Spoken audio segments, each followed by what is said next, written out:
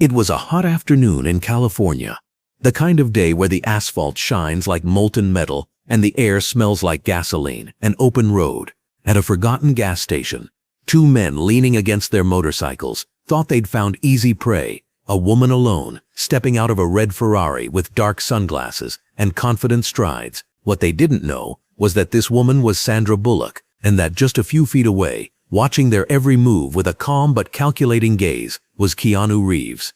They didn't know who she was, and they certainly didn't know who he was, but what they were about to do would change their lives or end them in seconds.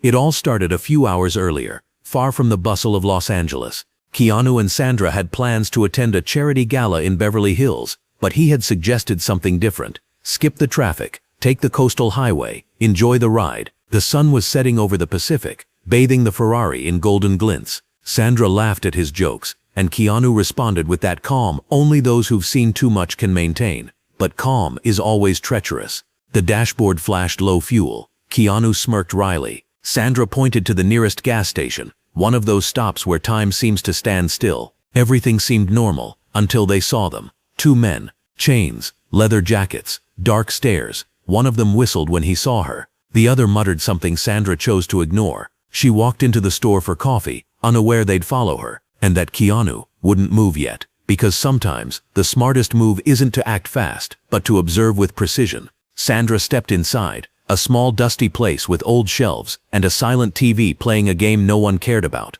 She went straight to the coffee machine, not noticing the shadows shifting behind her. Outside, Keanu finished filling up the Ferrari's tank, but his eyes never left the window. What he saw made his jaw tighten slightly. The two bikers crossed the parking lot. They weren't in a hurry. They moved with the arrogance of men who think no one will stop them. One had tattooed knuckles and a thick beard, the other a gold tooth and a crooked grin. They closed in on Sandra like hyenas savoring their prey. Keanu didn't move, not yet, because there's an art to waiting, to reading intent before the strike. Inside, Sandra stirred sugar into her cup. That's when she felt it. Movement behind her. She caught their reflection in the coffee machine's steel surface. Two men, too close. The bigger one leaned on the counter beside her, as if by chance. The other lingered a few steps back, but his eyes were locked on her body. Well, Hollywood in the flesh, the big one said. Sandra turned slowly, polite smile in place. She was used to being recognized. Guess I've been made, she replied calmly. Gold Tooth laughed, sizing her up brazenly. What brings a woman like you out here? Sandra kept her composure, but as she noticed them partially blocking the exit, her body tensed. She took a deep breath.